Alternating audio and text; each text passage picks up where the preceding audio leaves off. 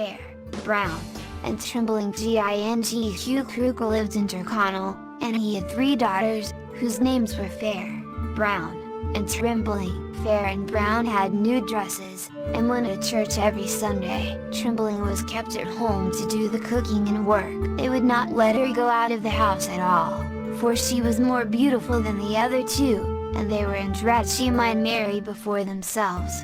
They carried on in this way for 7 years. At the end of 7 years, the son of the king of Emania fell in love with the eldest sister. One Sunday morning, after the other 2 had gone to church, the old hen wife came into the kitchen to Trembling, and said, "It's at church you ought to be this day, instead of working here at home." "How could I go?" said Trembling. "I have no clothes good enough to wear at church, and if my sisters were to see me there, they'd kill me for going out of the house." "I'll give you," said the hen wife, "a finer dress than either of them has ever seen. And now tell me, what dress will you have?" "I'll have," said Trembling, "a dress as white as snow, and green shoes for my feet." Then the hen wife put on the cloak of darkness, clipped a piece from the old clothes the young woman had on, and asked for the whitest robes in the world and the most beautiful that could be found, and a pair of green shoes.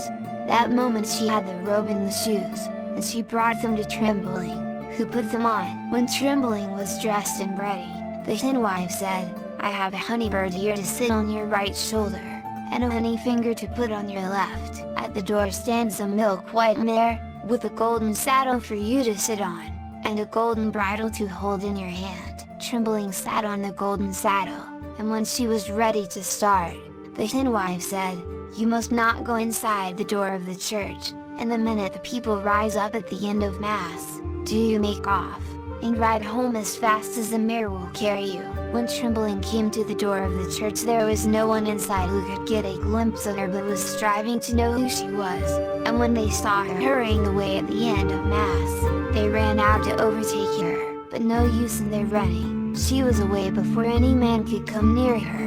From the minute she left the church till she got home, she overtook the wind before her, and outstripped the wind behind. She came down at the door, went in, and found the hen wife had dinner ready. She put off the white robes, and had on her old dress in a twinkling. When the 2 sisters came home, the hen wife asked, "Have you any news today from the church?" "We have great news," said they. "We saw a wonderful grand lady at the church door.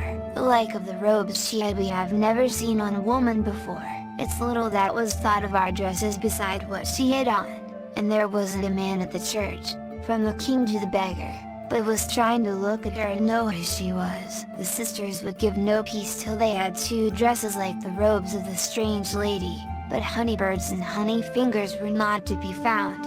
Next Sunday the 2 sisters went to church again, and left the youngest at home to cook the dinner. After they had gone, the hen wife came in and asked, "Will you go to church today?" "I would go," said Trembling, "if I could get the going." "What robe will you wear?" asked the hen wife. "The finest black satin that can be found, and red shoes for my feet." "What color do you want the mare to be?"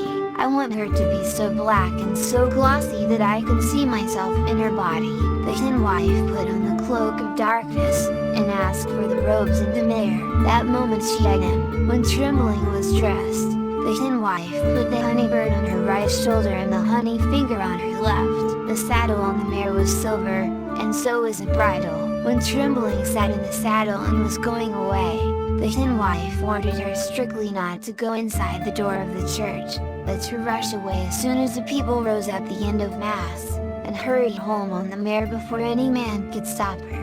That Sunday the people were more astonished than ever, and gazed at her more than the first time, and all they were thinking of was to know who she was. But they had no chance, for the moment the people rose at the end of Mass she slipped from the church, was in the silver saddle, and home before a man could stop her or talk to her.